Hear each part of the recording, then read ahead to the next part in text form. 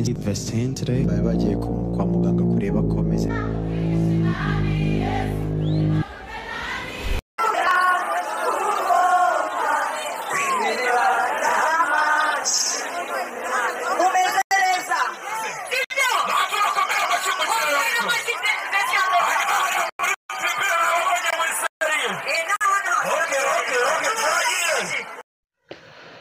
Murabyumviye rero abantu bamwe bajyaga impaka bavuga se koko Vestine yaba yaragize ikibazo mu rugendo, uko niko kuri kuzuye yagize ikibazo, ariko ikibazo ntabwo yakigize akigerayo.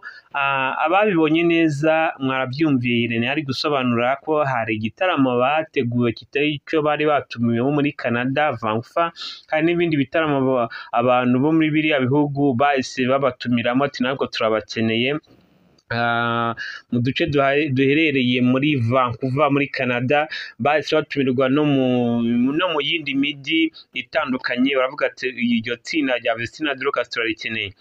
Rero kuva bahaguruka bagera mu gitaramo bari bategerejwe mu 18 z'ukwezi uko nguko turimo, bagezeyo muri Canada barabishimira cyane. Rero hano Irene yari gusobanura yuko hari igitaramo cyabaye ariko Vestine koko nabonekemo. Murabizi ababibonye bagiye kugenda, Vestine yarananiwe, biragaragaza yuko rwose atwite, kandi koko nibyo birumvikana afite umugabo, kandi ababizi neza abadamu murabizi yuko umuntu atwite indi ikiri ntoya kenshi hari igihe bigorana cyane bitewe n'uko biba bitaragenda neza mu mubiri utarabasha kwakira ubudahangarwa. Rero murabizi ababibonye mu kibuga cy'indege hano Kanombe, yagize umwanya wo kwiryamira ku makaro rwose, abantu bati ngaho Vestine yiryamiye hasi, ariko yari aryamye hafi nyine yategereje ko urugendo indege ihaguruka yari ibajyanye ya Rwandair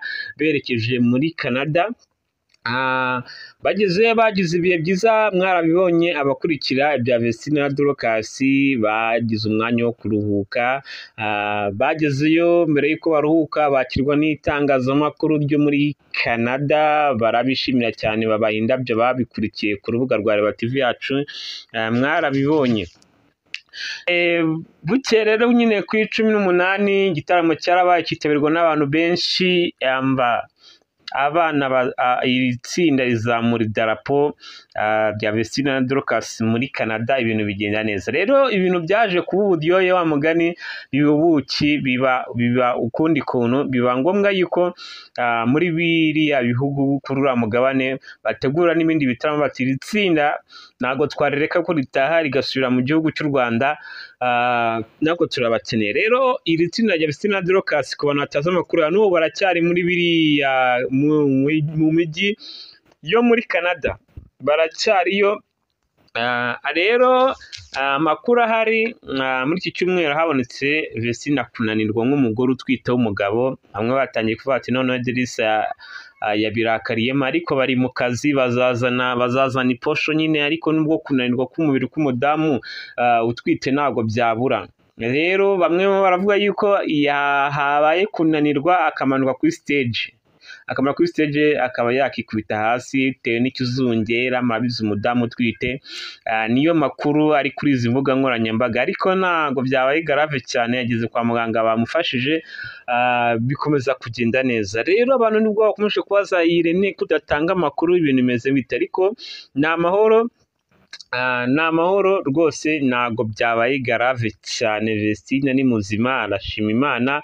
Tubonera no guhumuriza abantu tubona ku rubuga rwa Reba TV yacu, abanyarwanda bari muri Canada bari bibaza se byaba bimeze bite, Vestine se bimeze bite, ariko bimeze neza. Harimo umunaniro, harimo no kuba atwite, kandi birumvikana. Urabona buriya mu bintu gogo nyakwigendera agenda, habonetsemo no kuba yarakoze nawe uriya minsi akananirwa. Noneho par rapport umugore utwite nawe ntago yabura kunanirwa, ariko biraba ari amahoro, akazagaruka amahoro. Niyo mpamvu dufashe umwanya kugira ngo dusengere iri tsinda rya Vestine Dorcas kugira ngo bazave muri biriya bihugu kuri uriya mugabane muri Canada amahoro.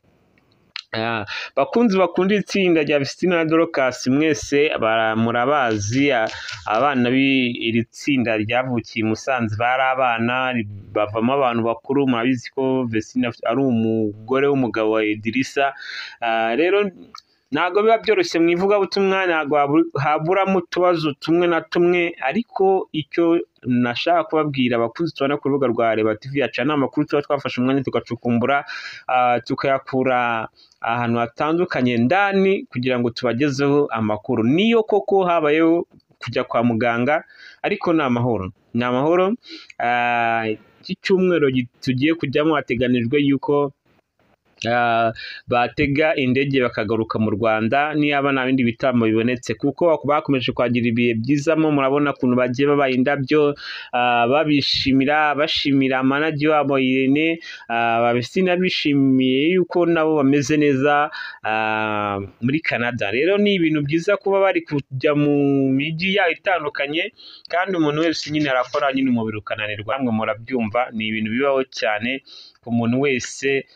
Niyo waba udatwite nk'uko biri kuvugwa, nk'uko bimeze, kandi ntabwo byabura umuntu, ntabwo yabura kunanirwa niba umuntu akoze cyane. Rero ubona hari ahantu bari kuririmbira habonetse nyine kubura umwuka bitewe n'ubwinshi bwari ahantu, benshi baserebura babyina, byari ibintu bigoranye cyane. Umwuka uza kuba mukeya, nabibabwiye, biba ngombwa yuko agira igihumure Vestine.